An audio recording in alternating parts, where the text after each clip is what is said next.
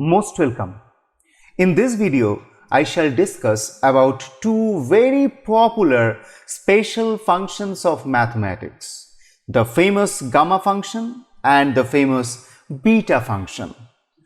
In the early 18th century, Leonhard Euler and others attempted to expand the domain of the factorial to the real numbers. That is, they were searching a solution to the problem: find a smooth curve y equal to fx that satisfies the equation y equal to factorial x minus 1 when x is a positive integer. That is, a function whose values at the positive integers are same as the factorial of those integers. So graphically representing the problem is, at x equal to 1, we have y equal to 1 minus 1, that is 0 factorial. That means at x equal to 1, the value of y will be 1, maybe somewhere like this.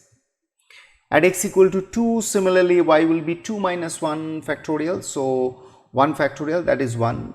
So will be somewhere like this. At x equal to 3, y will be equal to 3 minus 1 factorial, that is 2 factorial. So that means that will be 2. So will be somewhere maybe like this. Similarly, at x equal to 4, y will be 6. So maybe somewhere like this. And at x equal to 5, it will be 24. So maybe somewhere around this place. So in this way, I can plot in this graph paper, I can plot different values of y or distinct or discrete values of y for the integral values of x.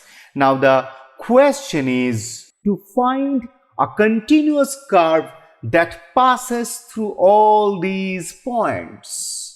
Now these points can be connected by a continuous curve in infinitely many ways. Hence, there are infinitely many continuous extensions of the factorial to non-integers. Now, this kind of a problem is known as an interpolation problem in mathematics. That means you have some discrete data points in a graph. You have to estimate a curve that passes through those data points. These kind of problems are popularly known as interpolation problem.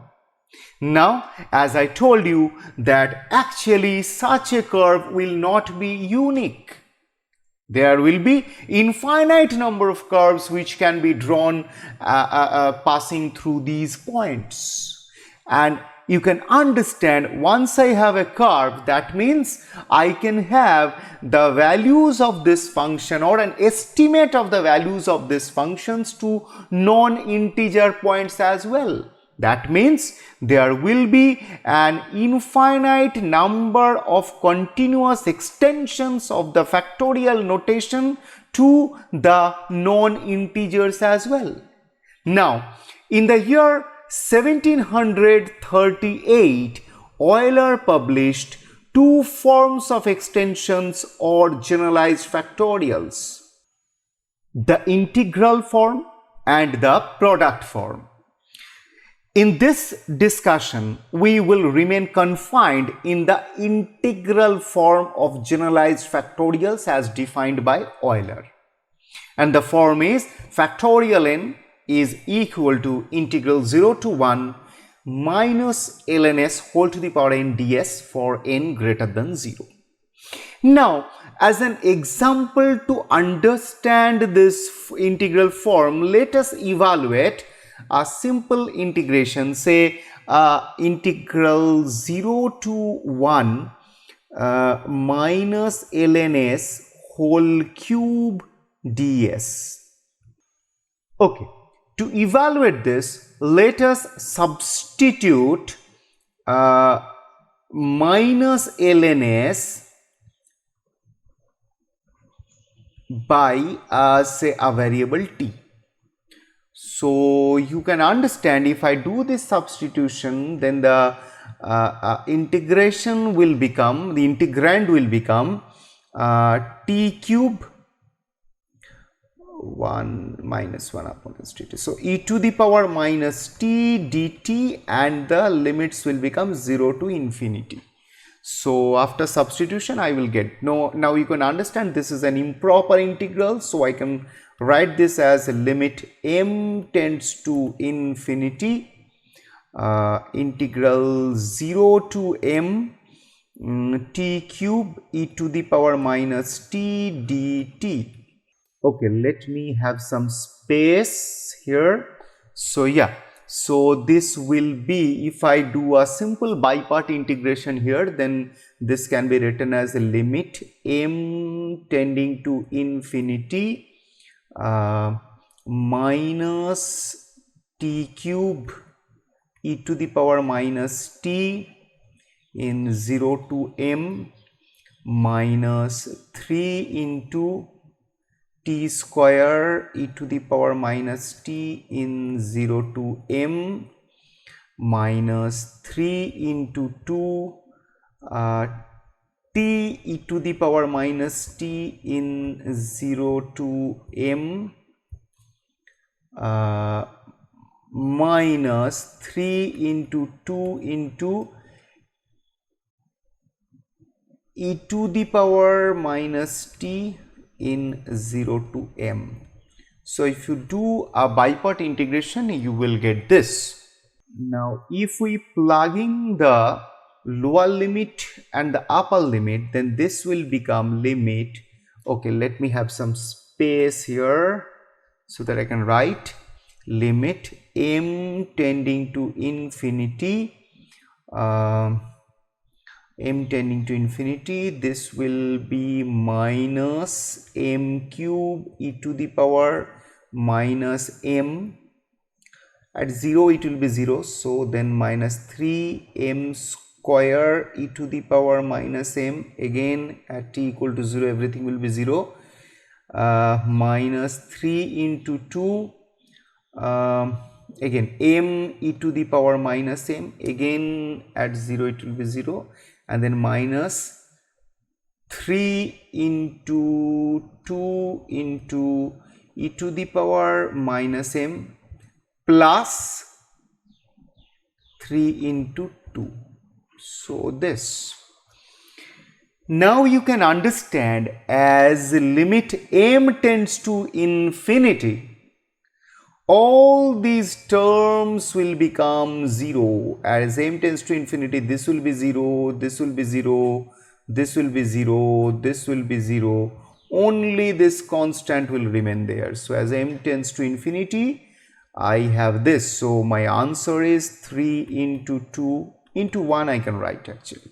That means that is equal to factorial 3. So we got that integral from where we started, 0 to 1 minus ln s whole cube is equal to factorial 3. So we got that factorial 3 is equal to this. So this is actually an example of whatever we have got in integral, whatever was defined in integral form. So this is how to understand the integral form, that whenever your n is an integer, yeah, this representation is actually same as whatever we understand factorial. This integration actually represents factorial for all integral values of n, and for non-integer values of m we can say that by factorial of that non-integer value we understand whatever is the value of this integral, that as per this definition. Now the way we did the calculation here, exactly in a similar way, in 1811 Adrien Marie Legendre, a famous mathematician, famous for a Legendre polynomial actually, Adrien Marie Legendre, in a same way he actually transformed the integral definition as, say, in our integral definition, what we had? We had integral 0 to 1 minus ln s whole to the power n ds. This has been our definition as per integral definition. These actually approximates our factorial for non-integer values, and integer for integer values, this is same as the factorial of that integer. So Adrian Marie Legendre transformed this as, by the same logic, what we substituted? We substituted minus ln s as equal to t. So you can check that if you do this substitution, whatever we had obtained also, this will become integral 0 to infinity t to the power n e to the power minus t dt when our n is greater than 0. Now this form or this representation has become more popular now. Legendre denoted this thing with a symbol or with a notation gamma n plus 1. This is capital gamma, gamma n plus 1, and coined the name gamma function to this integral. So we can write that actually gamma n plus 1 is equal to integral 0 to infinity e to the power minus t into t to the power n dt when n greater than 0. And we can say specifically to mention gamma n plus 1, specifically to mention gamma n plus 1 is actually will be equal to factorial n, because this integral actually approximates factorial n, and it will be exactly equal to factorial n for all natural numbers n. So this was proposed, this notation, and the name is coined by the famous Adrian Marie Legendre. Now we can say, that means we can say that gamma n is equal to integral 0 to infinity e to the power minus t into t to the power n minus 1 dt, where this n is greater than 0. That means and it means that is parallelly we can say that is gamma n, according to the integral definition proposed by Euler, gamma n is equal to factorial n minus 1, which is the more common integral definition that we see today. Now you can understand that this is an improper integral. Applying a suitable test for checking the convergence of this integral. For example, say if we apply mu test for testing whether an improper integral is convergent or not. If we apply mu test in this improper integral, we can check that this improper integral becomes convergent. Now this gamma function belongs to the category of special transcendental functions and interpolates the factorial. It appears in various areas as asymptotic series, definite integration, hypergeometric series, Riemann zeta function, number theory, and many more. Now let us discuss some fundamental properties of gamma function. The first one is gamma x plus 1 is equal to x into gamma x. Now we can prove this property very easily. So as per the definition of gamma function, gamma x plus 1 is equal to integral 0 to infinity t to the power x into e to the power minus t dt, where your x is greater than 0. Now, since it is an improper integral, let us see whether this will converge or not, and of course this will converge as I discussed earlier. If you apply mu test for testing convergence of gamma function, you can test that this improper integral will converge. I am not doing that. If anybody is interested, can ping me in the comment section below. I will come up with a different video with the proof of gamma function, that the gamma function is convergent for x greater than 0. So this will be equal to limit m tends to infinity integral 0 to m t to the power x e to the power minus t dt, and this can be written as equal to limit m tending to infinity.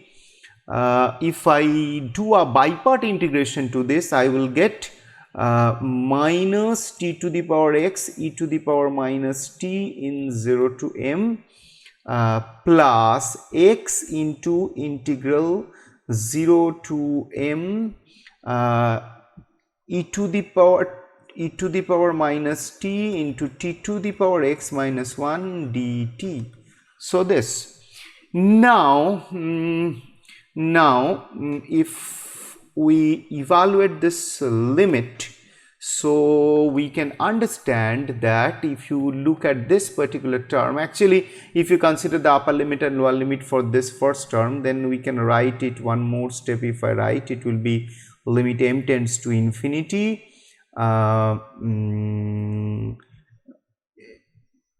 minus m to the power x e to the power minus m, and at t equal to 0, this will be straightaway 0, plus x into integral 0 to m e to the power minus t to the power x minus 1 dt. Now you can understand that as m tends to infinity, the first term, as m tends to infinity, this first term approaches to 0, so this will be 0. So this integral actually becomes equal to x into integral 0 to infinity e to the power minus t to the power x minus 1 dt. Now our definition, according to our definition of gamma function, actually this integral that we are having here is gamma x. So we have obtained that gamma x plus 1 is equal to x into gamma x, whatever was desired. Therefore we have obtained gamma x plus 1 is equal to x into gamma x. Okay, when x is greater than 0. So this is the first property. Now there can be several other very useful properties also. For example, the second one can be written as, okay, gamma 1 equals to, okay fine, let us evaluate what is gamma 1. As per the definition of gamma function, gamma 1 can be written as equal to integral 0 to infinity e to the power minus t into t to the power 1 minus 1 dt. That means this will be equal to integral 0 to infinity e to the power minus t dt. Now can anybody evaluate and answer me what will be the value of this integral? In a similar way, if you write this as limit m tends to infinity integral 0 to m e to the power minus t dt, then you can see that if you evaluate this limit, you can check that the value of this limit will be 1. So the second property becomes gamma 1 is equal to 1. This is a very useful property which I will use. This property or this value or this identity I will use to find another very interesting result. Actually by the construction of gamma function, or by the Euler's definition of factorial notation, we have got that gamma n is equal to factorial n minus 1. This is the point from where we started the whole argument. So certainly this will be true when n is a natural number. But still, if you want me to prove this for you, then actually I can prove it very easily using the second point that I have written here. So yeah, fine. What we have got? We have got that gamma 1. That is, we have already obtained 1. Now if I consider gamma 2 can be written as gamma 1 plus 1. That means this will be equal to 1 into gamma 1. Remember, I am using the property that gamma x plus 1 is equal to x into gamma x. Sorry, what is this? I don't understand. Anyway, so gamma x plus 1 equal to x into gamma x. Similarly, gamma 3 can be written as equal to gamma 2 plus 1, that is equal to 2 into gamma 1. Sorry, 2 into gamma 2. Now gamma 2 means, okay, 1 into gamma 1. Gamma 1 is 1, so this is 1. So this will be 2 into 1. Okay, fine. So now let us assume that let gamma k is equal to k minus 1 factorial. Then gamma k plus 1, k is any natural number, then gamma k plus 1, by virtue of the property, this property that we have proved already, I can write this is equal to k into gamma k.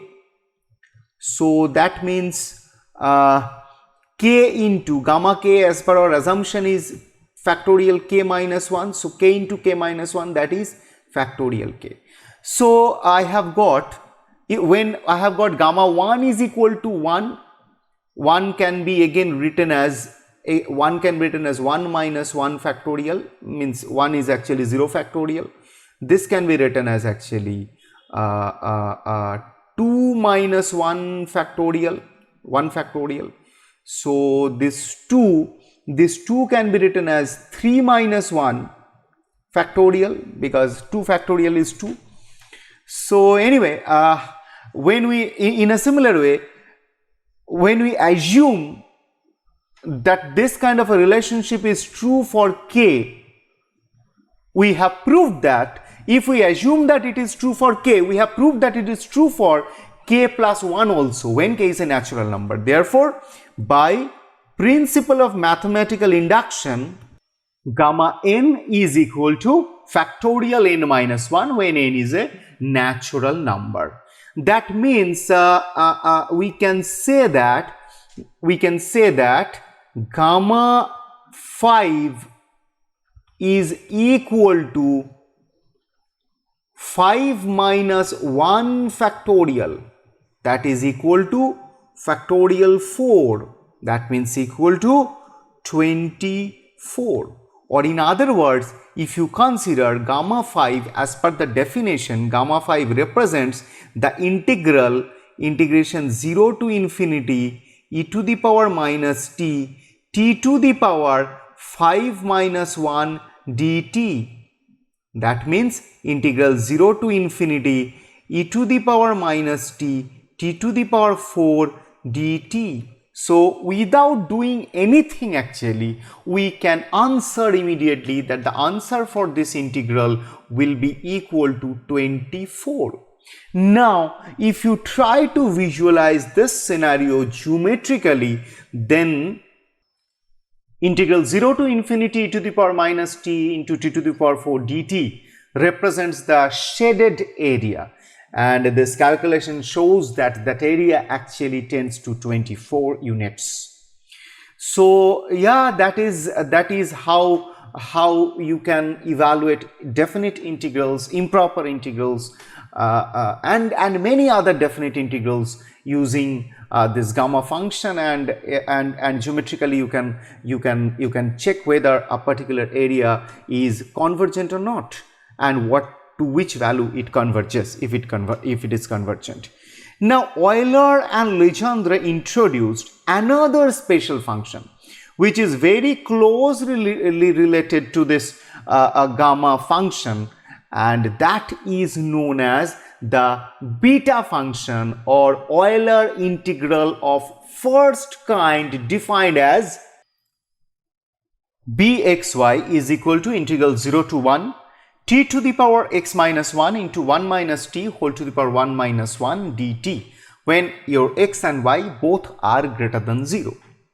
Unfortunately, there is no good lead-in to motivate the beta function. So instead, let us first try to get intuition for the beta function on integers.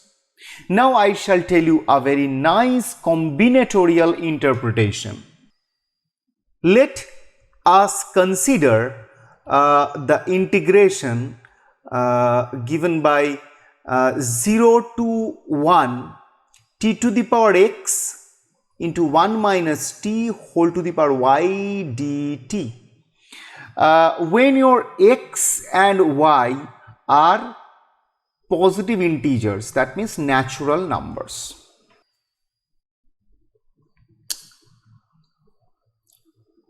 Let me give you a combinatorial interpretation to this definite integral. Suppose we had x distinct yellow objects, y distinct pink objects, and one green object, and they are randomly placed on the interval 0, 1, closed interval 0, 1. Can you tell me then what this definite integral 0 to 1 t to the power x 1 minus t whole to the power y dt represents? Absolutely correct. The integral computes the probability that all the yellow objects come first, followed by the green object, followed by the pink objects. This is because it integrates over all possible positions 0 less or equal to t less or equal to 1 of the green object. T is the probability for each yellow object to occur before t, and 1 minus t is the probability for each pink object to occur after t. There is another way we can compute the probability.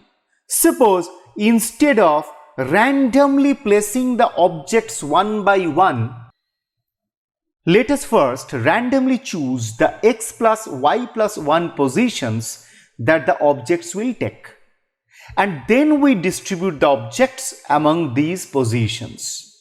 There are x plus y plus 1 factorial ways to arrange the objects into these positions.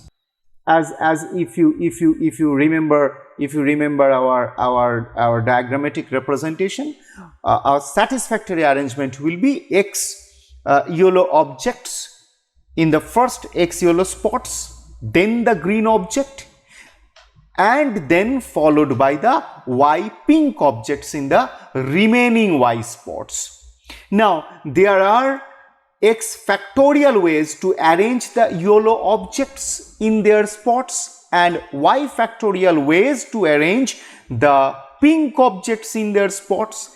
Hence, the desired probability is x factorial into y factorial divided by x plus y plus 1 factorial. Now, we calculated the same probability in two different ways, and hence they must be same. That is integration 0 to 1 t to the power x 1 minus t whole to the power y dt is equal to x factorial into y factorial divided by x plus y plus 1 factorial. Now, if we shift x to x minus 1 and y to y minus 1, if we shift this, we get integral 0 to 1 t to the power x minus 1 into 1 minus t whole to the power y minus 1 dt is equal to x minus 1 factorial into y minus 1 factorial divided by x plus y minus 1 factorial. Now, can you tell me what is represented by the integral in the left hand side? That is bxy is equal to factorial x minus 1, that means gamma x into gamma y divided by gamma x plus y as per the definition of gamma function. And remember, here x and y are integers, positive integers or natural numbers, because as per our understanding these represents positions and the number of yellow and pink balls, pink objects as per our diagram. So this nice combinatorial representation that we were talking about yields a very nice relationship between beta function and gamma function. Now it would be natural for us to expect that this relation extends beyond just positive integers to all positive real numbers. Indeed it does. Let us now prove that. Gamma x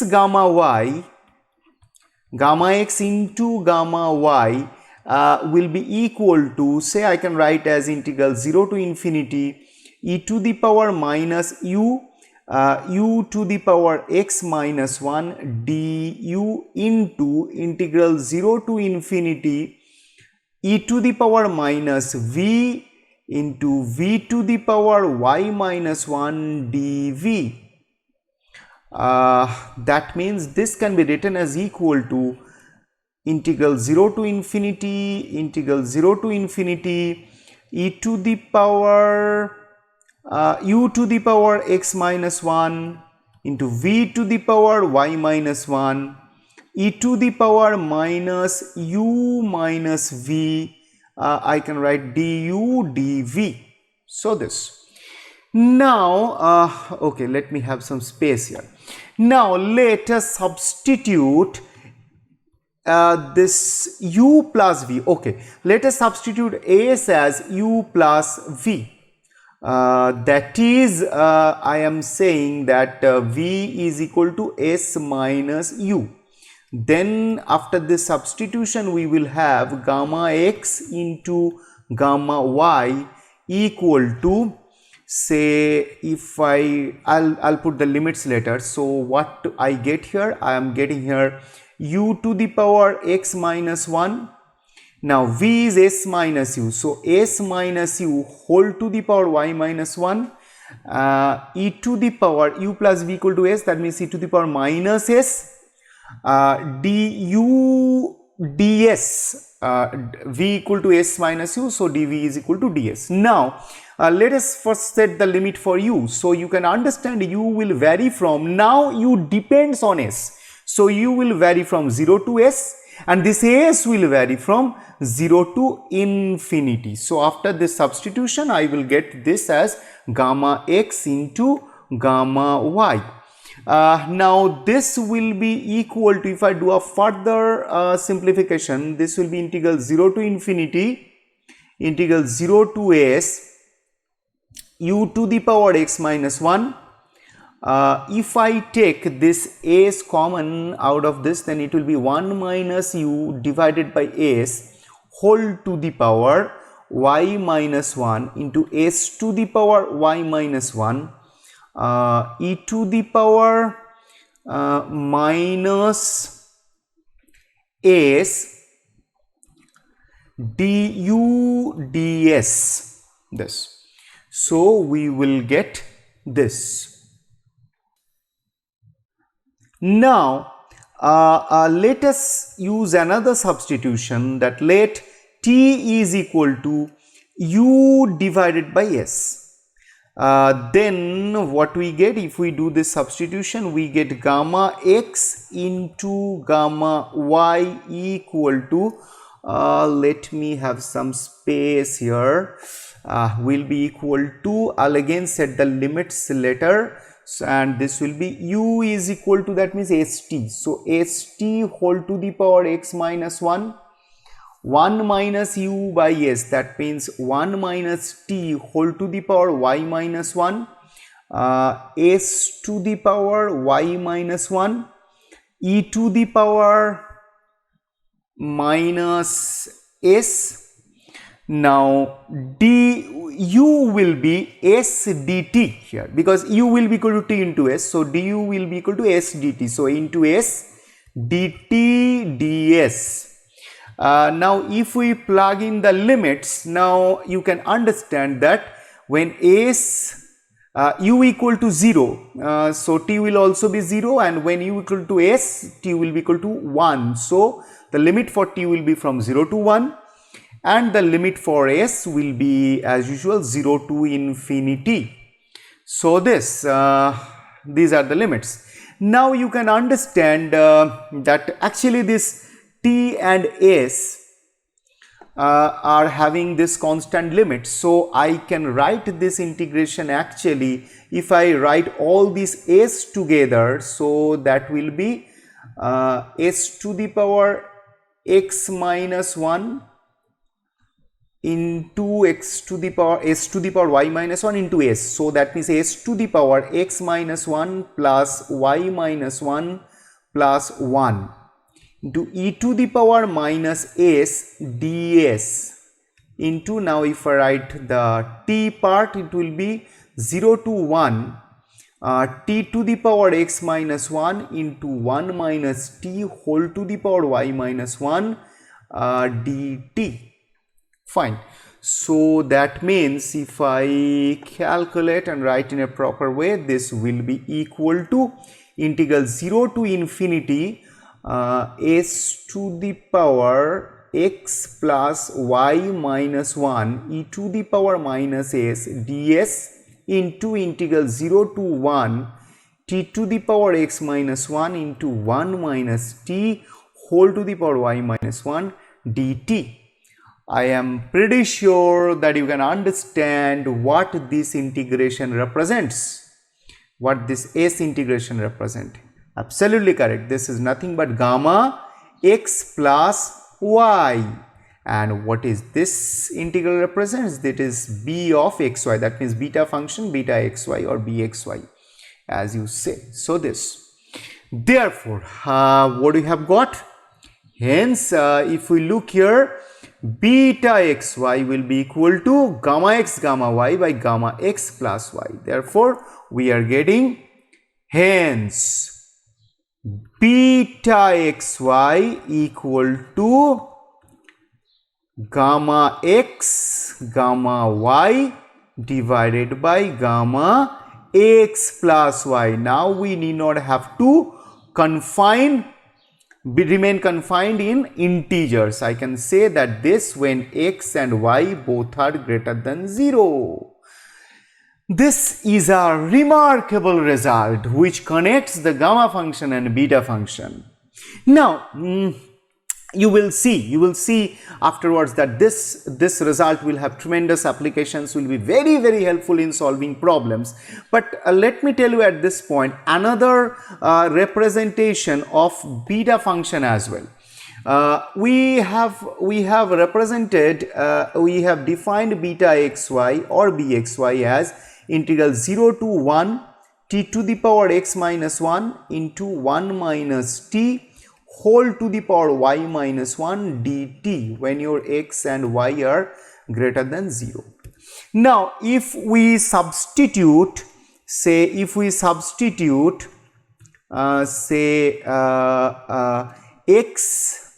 t equals to sine squared theta in the above integral, then what do we get?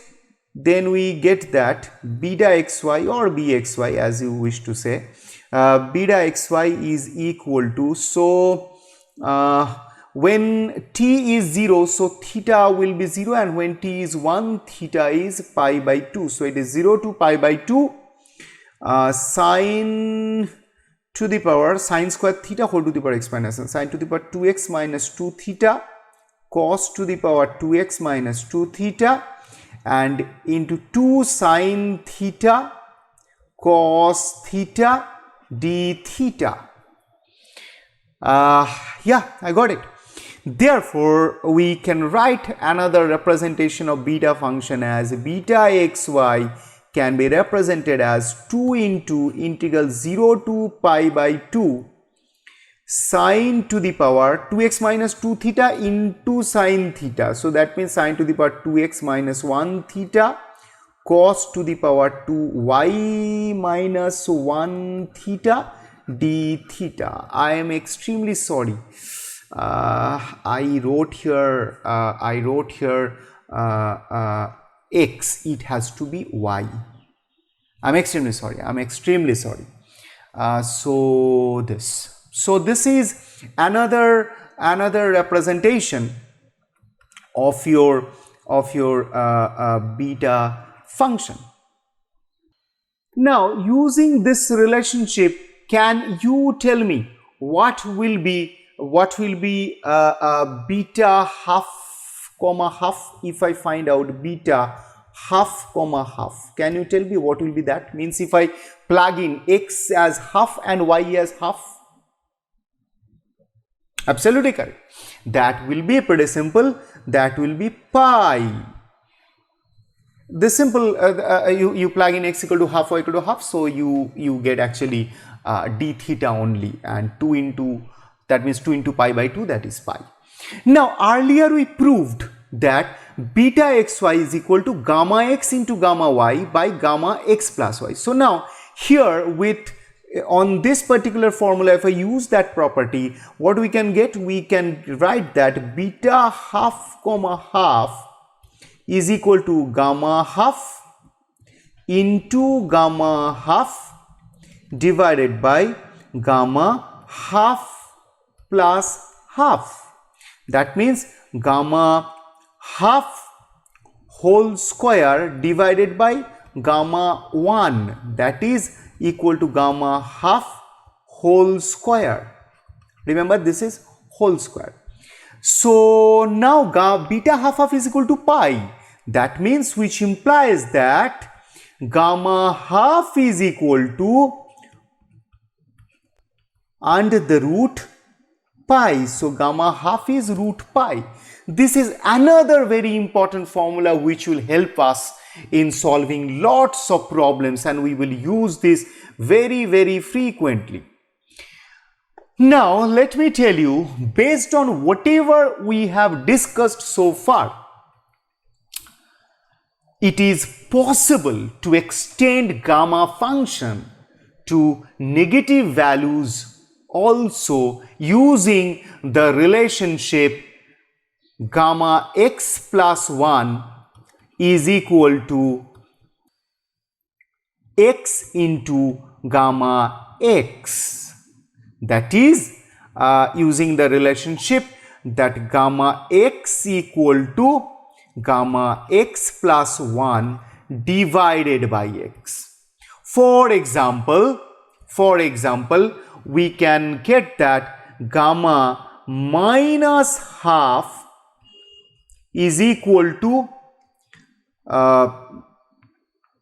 gamma minus half plus 1, that is gamma half divided by minus half. That means this will be equal to minus 2 into gamma half. So that is minus 2 into root pi.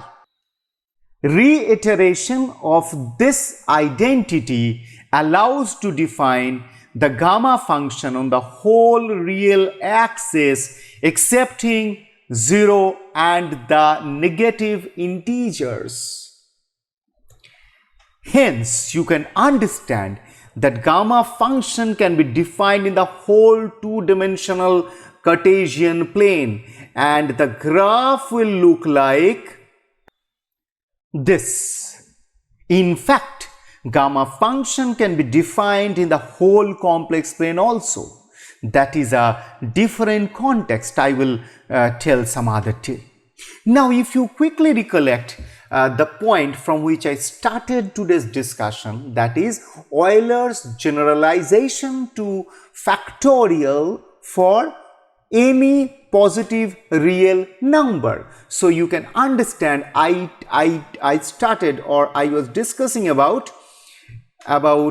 the curve or the continuous function that passes through these points, these green points. So as per the description of this gamma function, the curve actually, that generalization or the curve which generalizes or which extends the concept of factorial to any positive real numbers, you can understand is between this portion to the rest, means in this positive half. Whatever is the portion of this graph, this actually is the curve that, as per this Euler definition of gamma function, this curve actually we are considering as an interpolating curve of those points, means fitting those points or passing through those points. So this portion actually is that curve, and you can understand that at each of the integer points, the values are actually the factorial of the corresponding means number at each of the integer points. Means you can consider this graph to be the graph of, say, x minus 1 factorial. If I consider this as x, means this is the interpolating polynomial as per Euler's argument. So I can consider, you can understand, this is factorial 2, that means 2, this is factorial 2 minus 1 factorial 1, this will be 6 factorial 3, and now here somewhere like I will get, if I consider the rest of the portions, I will get factorial 4 and every other values. So this portion of the curve is representing that. So this is primarily related to the Euler's generalization from where I started the discussion. So I had been saying earlier that reiteration of this particular formula,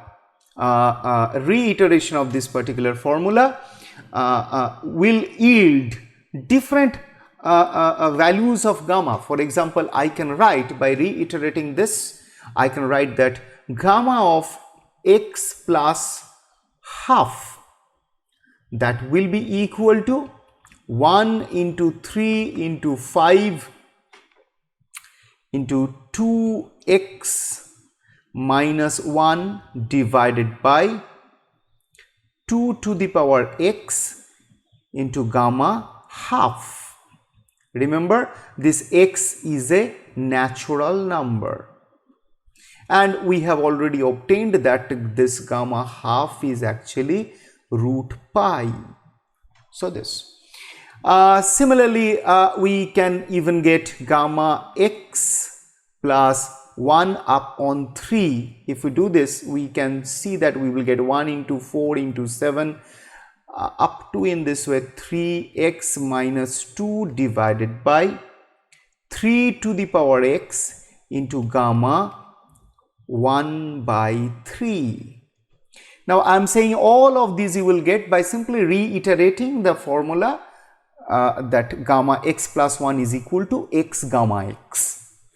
So, and similarly I can get gamma x plus 1 up on 4 will be equal to 1 into 5 into 9, in this way, up to 4n minus 3 divided by 4 to the power x. Sorry, this is x, I have written in. So yes, 4 to the power x into gamma 1 upon 4. And similarly you can have something for gamma x plus 1 by 5 also. And interestingly, as I have found out gamma minus half here, so similarly in this way also, if you reiterate, you can even find that gamma minus x plus half will be equal to minus 1 whole to the power n into 2 to the power n divided by 1 into 3 into 5 etc. to x minus 1 into gamma half. Sorry, my bad, I have again written here sorry, n, I should write here x.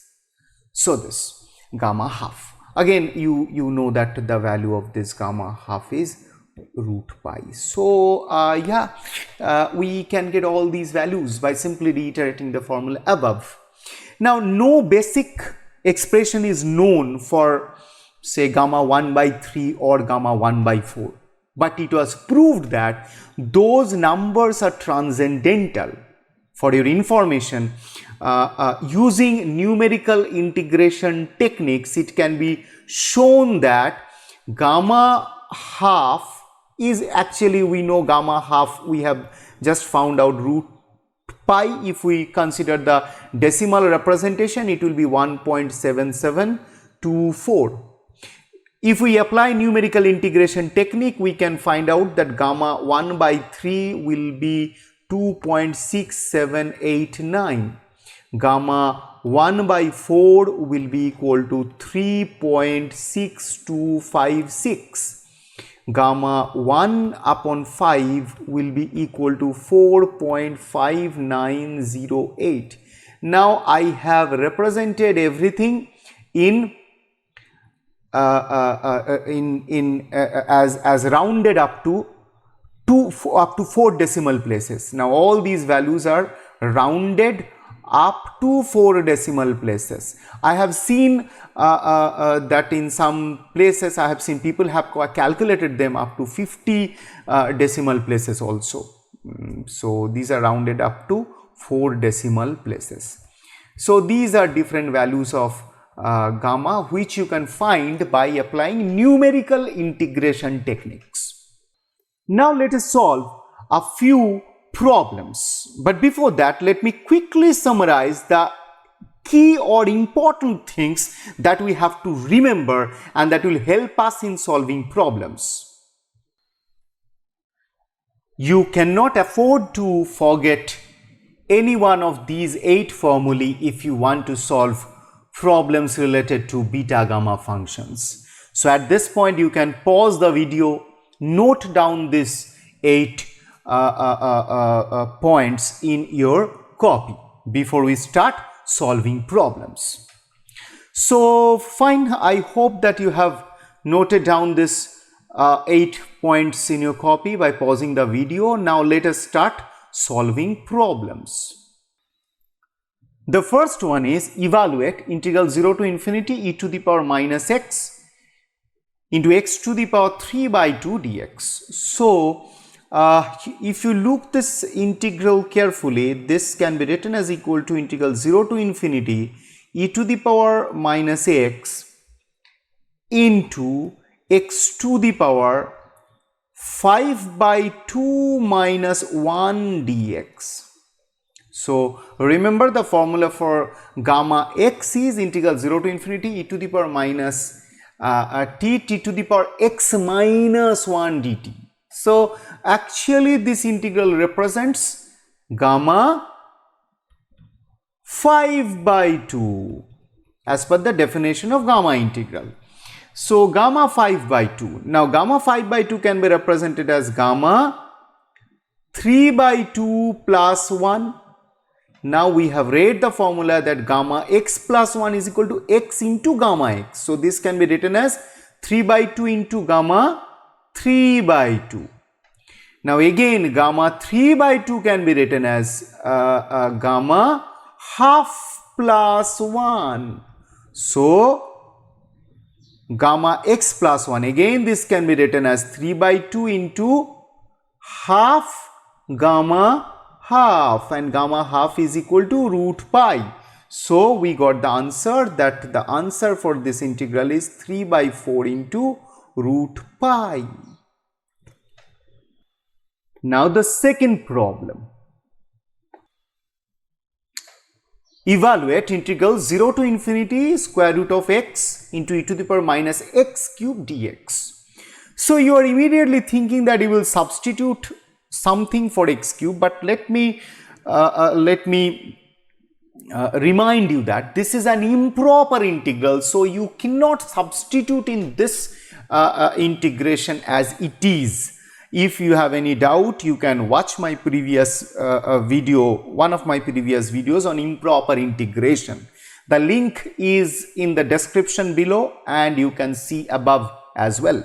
So we have to do a bit adjustment before substitution. So in integration 0 to b square root of x e to the power minus x cube dx, substitute x cube equals to z. Substitute x cube equals to z. If we do this, then what we will get?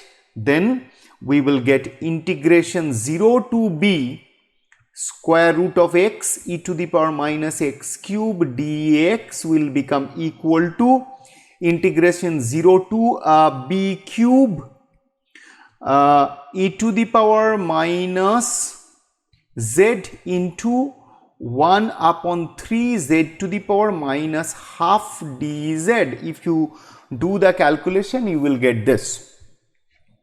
Now, letting this b tends to infinity, what do we get? Let me have some space here.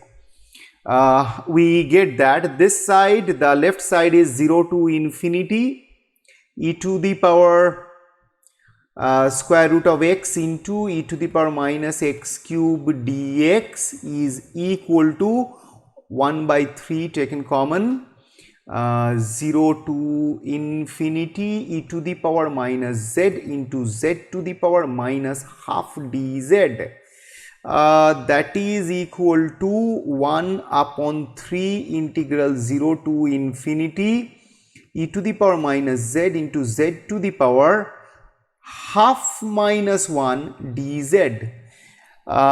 So that is, you can understand that this integration will be e to the power minus z, z to the power x minus 1. So that means gamma x, this is as per the definition of gamma function, and this is gamma half to be more specific. So that means my answer will be root pi by 3. So you can understand it's pretty easy to evaluate integrations if you know gamma function, this kind of improper integrations once you know gamma function. Otherwise you have to do so many bipart integration steps and all. So this, now another problem. Evaluate integration 0 to pi by 2 sine to the power 4x into cos to the power 4x dx. Okay, fine. Achha, if you look at or remember the formula that we discussed above, it actually the form is as per this particular form 5, the point 5 relates to that. Here instead of 2x minus 1 I have 4, instead of 2y minus 1 I have 4. So if 2x minus 1 is equal to 4, can you tell me what is the value of x? Absolutely 5 by 2. And if y minus 1 is equal to 4, y equal to 5 by 2, and remember in this step this 2 needs to be adjusted properly. So that means it will be half. So our integration will be half beta 5 by 2 5 by 2. So if we do this, that means as per our definition of beta function and the point that we discussed above, it will be equal to half beta 5 by 2 comma 5 by 2. So this now as per our formula beta xy equal to gamma x gamma y by gamma x plus y, I can write this is equal to half of gamma 5 by 2 into gamma 5 by 2. That means gamma 5 by 2 whole square divided by gamma 5 by 2 plus 5 by 2. That means gamma 5. So this will be equal to half into, now gamma 5 by 2, that means 5 by 2 can be written as 3 by 2 plus 1. So 3 by 2 gamma 3 by 2. Gamma 3 by 2 means gamma half plus 1. So half gamma half, that means 3 by 2 into half into root pi whole square divided by gamma 5 means you will get 4 factorial. So once you simplify everything, you can see that at the end you will get, I want you all to simplify this and check that the answer will be equal to 3 pi divided by 256. If my calculation is wrong, let me know the answer in the comment section below. Do this calculation and let me know whether this is correct or not. So in this way we can solve problems very easily using beta gamma functions. Okay, fine. Let us solve one more problem, a bit tricky. Evaluate integration 0 to pi by 2 square root of tan x dx. Okay, tan x means sin x by cosine x. So this integration can be represented as 0 to pi by 2 sine to the power half x into cosine to the power minus half x dx. Now if you remember the representation of beta function as an integral involving sine and cosine function, then you can understand that this actually is 2x minus 1, this actually is 2y minus 1. So if I consider 2x minus 1 is equal to a half, then what will be my value for x? Quickly calculate and tell me. Exactly, 3 by 4. And 2y minus 1 equal to minus half means y is equal to 1 by 4. So this integration can be represented as half beta 1 by 4 comma half beta 3 by 4 comma 1 by 4, because x is 3 by 4 comma 1 by 4. And yeah, so this will be equal to half. Now beta xy is gamma x gamma y by gamma x plus y. So gamma 3 by 4 into gamma 1 by 4 divided by gamma 3 by 4 plus 1 by 4. So gamma 3 by 4 plus 1 by 4 means 1 divided by gamma 1. So that means this is equal to, let me have some space here. So this will be equal to, I am writing at this position now, this will be equal to half into, now gamma 3 by 4 into gamma 1 by 4. What is to be done in this case? If the denominator is 2, means for gamma half, gamma 3 by 2, gamma 5 by 2 we have done above. But here what can be done? Let us again quickly check the points that I discussed. Okay, I have this guy, point number 8 here. Probably this will give us a clue. This gives us that gamma m into gamma 1 minus m is equal to pi cosec m pi. Now remember, if I consider, as per our problem here, if I consider this m as 1 by 4, then 1 minus 1 by 4 is equal to 3 by 4. Actually we have that, gamma 1 by 4 into gamma 3 by 4, that is our expression that we have here. So yeah, let me check again. Yes, gamma 3 by 4 into gamma 1 by 4. So that means our thing is gamma 1 by 4 into gamma 3 by 4 will be equal to pi cosec, here our m becomes 1 by 4, so pi by 4. So that's it. So yeah, this m actually satisfies the condition also, m lies between 0 to 1, because my m is 1 by 4. So that means point 8 is there at our SQ at this position. So this will be equal to half into, I can write this as half into gamma 1 by 4 into gamma 1 minus 1 by 4 divided by gamma 1 means factorial 0, that is 1. So this that means equal to half, and our formula is pi cosec m pi. So that is half into pi into cosec m pi means 1 by 4 is m into pi. So that means this is equal to pi by 2 into cosec pi by 4. And now what is the value of cosec pi by 4? So if you apply the value of cosec pi by 4, root 2 gets cancelled with 2, so I get pi divided by root 2. So this is my final answer. And if you means think, you should write here using the formula that gamma m into gamma 1 minus m equal to pi cosec m pi, where this m is lying between 0 to 1. So this is a very nice problem, and you can see that how easily we can evaluate this integration 0 to pi by 2 root tan x. Otherwise it would have been a very tricky problem. So let us solve one more problem. Oops, we got two practice problems for you now.